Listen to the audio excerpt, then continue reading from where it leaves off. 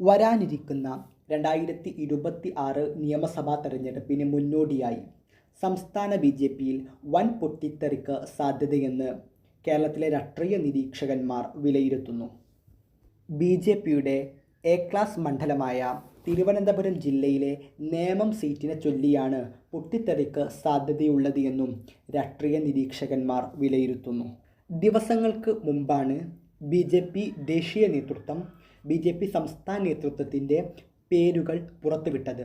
അതിൽ K സുരേന്ദ്രൻ്റെയും V മുരളീധരൻ്റെയും പക്ഷത്തെ ആളുകളെ വെട്ടിനിരത്തി സംസ്ഥാന അധ്യക്ഷൻ രാജീവ് ചന്ദ്രശേഖരൻ്റെ ആളുകളെ മാത്രമാണ് ഉൾപ്പെടുത്തിയത് എന്നുള്ള പരാതികൾ ഉയർന്നു വരുന്നതിനിടയിലാണ് അടുത്ത ഒരു പ്രതിസന്ധിയിലേക്ക് കേരള ബി.ജെ.പി ഘടകം കടക്കുന്നത്.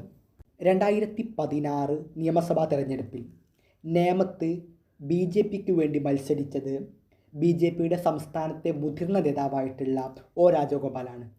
തൻ്റെ അറിവും ജ്ഞാനവും ആളുകളോടുള്ള നല്ല പെരുമാറ്റവും കൊണ്ട് 2016 വളരെ കഷ്ടപ്പെട്ടുകൊണ്ടാണ് ബി.ജെ.പിക്ക് ഒരു സീറ്റെങ്കിലും 2016 ഒ രാജഗോപാലിന് നേമത്തിൽ നിന്ന് ഉണ്ടാക്കി കൊടുക്കാൻ സാധ്യമായിട്ടുള്ളത്.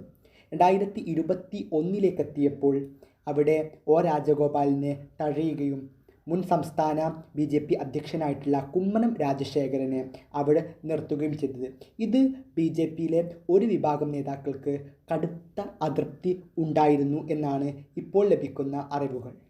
വരാനിരിക്കുന്ന 2026 നിയമസഭാ തെരഞ്ഞെടുപ്പിൽ ബി.ജെ.പിയുടെ നേമം പോലൊത്ത എ ക്ലാസ് മണ്ഡലങ്ങളിലേക്ക് ഒരുപാട് ബി.ജെ.പിയുടെ മുതിർന്ന നേതാക്കന്മാരും യുവ നേതാക്കന്മാരും കണ്ണു നട്ടുകൊണ്ടിരിക്കുകയാണ്.